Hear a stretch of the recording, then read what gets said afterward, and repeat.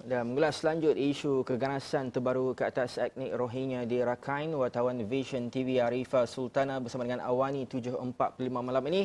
Baik, welcome to Astro Awani, Arifa. Well, let's talk about the latest situation in Rakhine for the moment. The Burmese government claimed that the latest operation towards the Rohingya ethnic in Rakhine as a counter reaction after the attack against the army. Can we accept this reason? Well, can you just repeat your question again? Yes, the latest scenario in Rakhine is just because of the reaction from the army. Okay. They claim that the ethnic has been, the operation is from the counter reaction after the attack against the army before. So, yes. Can we accept this reason? No. What the Burmese government is saying, yes, that the Rohingya have started, or whoever the unknown militants have started. Actually, initially if we see, the Rohingya, they have been oppressed since 70 years, as we all know, and they have come, and it is a systematic genocide. And now they have reached to a final stage of genocide, and like the Rohingya, we people, we are on the edge, and we have no option, and they had to rebel.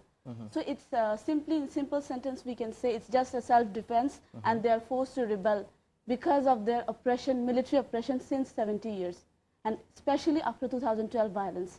Before it was a slow, but after 2012 it has increased, like the daily atrocities, killings, rape, torture, money extortion, like it's like closed hell, you can say.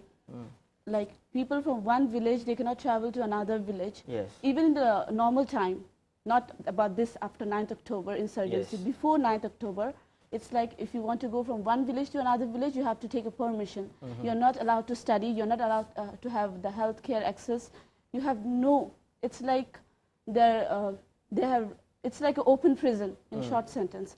So they had no option. So they had to rebel, and it is allowed according to R2P, Universal Declaration of Human Rights. Okay. We have the right to rebel. All right. So that's why. Okay, let's talk about the impact. The media reveals that impact from the attack. So to what extent the destruction, especially for the collateral damage? Especially as I think day before yesterday, Human Rights Watch have reported, you can see like almost 4 to 5 villages have been burned down completely. That was since 9th October, the whole 1 month operation.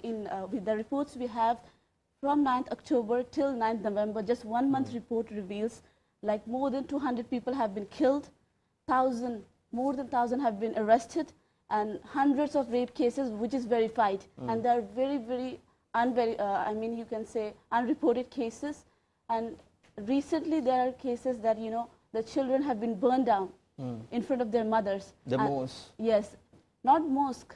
The small children. The small children. They were the Burmese military. They have snatched the children from the mother's, lap, and then they have thrown them in the fire. Even today, the morning report, if I say, one of the boat was, seized by the Burmese Navy, and they took the children and they threw them in the water in front of their parents. So you can just, from these two incidents, you can see the intensity. And whatever the reports we are having, it's very, I can say, honestly, if I say it's just 10% of the actual situation, because they don't allow, there's no access to media in those areas. There's no access to humanitarian aid, especially the media, there's no access. So it's very difficult to get the actual information which is going on and the actual atrocities. Okay, talk about Nobel Prize winner and State Councillor of Myanmar, Aung San Suu Kyi. She plays an effective role so far? No. It's not only my opinion, it's like the overall also being a Nobel Prize laureate, she did nothing for Rohingyas. Especially after winning the election. She has been very quiet, and especially after winning the election, after just few days, she said that she is not even calling us with the name Rohingya. She's telling the Muslims of Arakan state, she's labeling us, which is not true. And secondly, she have made that commission like Kofi Annan. Previously also there were many commissions, but they did nothing. It was just a label, a process, that's it. What is the best solution? Solution right now, it's very difficult, to estimate. because it's a very long term. It has been going since 70 years, so it's not that easy, you know, the solution. But solution can come if Aung San Suu Kyi stands for us, like if she, you know, restore our rights as an ethnic group. Like there are many ethnic groups in Burma where they are having rights. But if they give us our rights, at least that can be the first step. I can just say that much. And we need support from the world community, Yes, especially yes, as been highlighted by the Kofi Annan, the ex United Nations Secretary. Yes. What do you think about that?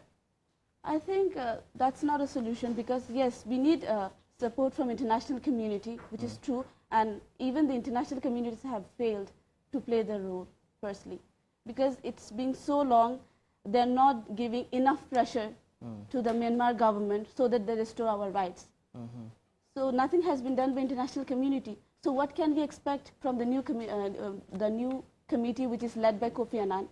So it's just a waste of time, and they have taken 1 year for that. All right, okay, Arifa, we hope for the best for the Rohingya ethnic in Rakhine especially. Yes, I have a message. It's like, especially in these atrocities and whatever the going on, Malaysia being a member of ASEAN, we urge all Malaysian civilians and the government of Malaysia to help us in our plight, so that, you know, being a member of ASEAN, they can also put a diplomatic pressure in Myanmar. All right, okay. Alright, okay, thank you so much Arifa. Itulah tadi antara pandangan yang diberikan berkenaan dengan isu krisis etnik Rohingya di Rakhine, dan sudah pasti masyarakat dunia perlu melakukan sesuatu untuk menamatkan segala krisis yang berlaku di Rakhine pada ketika ini. Baik.